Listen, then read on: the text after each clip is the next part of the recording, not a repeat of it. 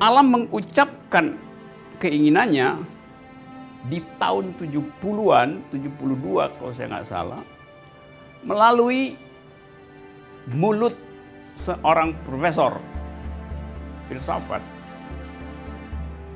di Colorado, namanya Jonathan Stone. Suatu waktu di daerah itu ada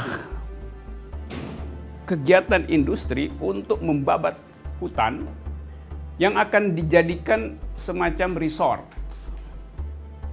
oleh satu korporasi.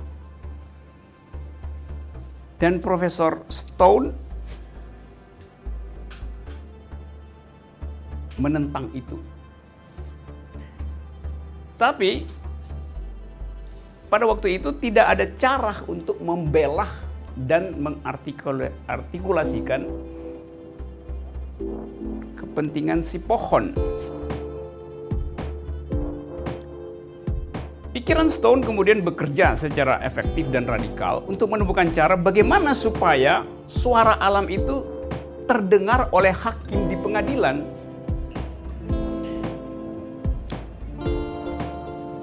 Dia menulis satu artikel pendek, kira-kira 5-7 halaman, judulnya Should Trees Have Standing? Apakah pohon berhak untuk jalan ke depan pengadilan dan menyatakan saya tidak ingin ditebang? Sesuatu yang ajaib pada waktu itu. Bagaimana mungkin pohon itu bukan subjek hukum? Tidak ada dikatakan di situ bahwa pohon berhak untuk membela diri. Karena hukum kita antroposentris. Barang siapa artinya orang. Orang itu harus dewasa. Dewasa artinya pernah kawin atau di atas 18 tahun. Dewasa artinya tidak gila. Dewasa artinya laki-laki, perempuan tidak punya legal standing di dalam tradisi hukum. Ini lebih gila lagi. Mau memberi legal standing pada pohon. Kan orang yang membela dirinya, dia mesti datang before the law itu, di depan hukum pengadilan. Ini pohonnya nggak bisa jalan. Bagaimana mungkin dia?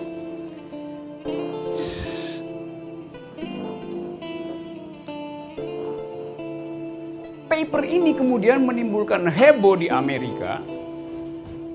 Heboh pertama adalah paper dari Rachel Carson, The Silent Spring. Udah pernah baca itu? Kalau belum saya terangin nanti.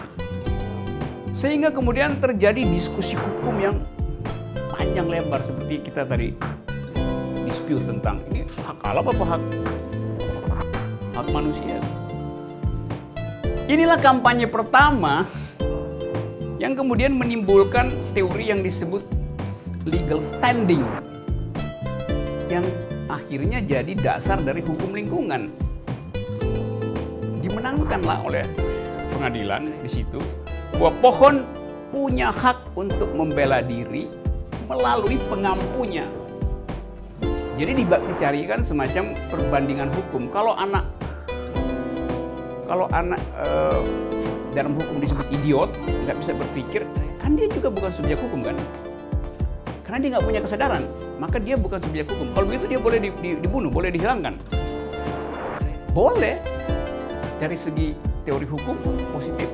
Ya dia kan nggak punya kesadaran, sama seperti janin nggak punya kesadaran, ya boleh diaborsi gitu. Debatnya ada di situ. Tapi kemudian orang bilang, iya tapi dia ada pengampunya.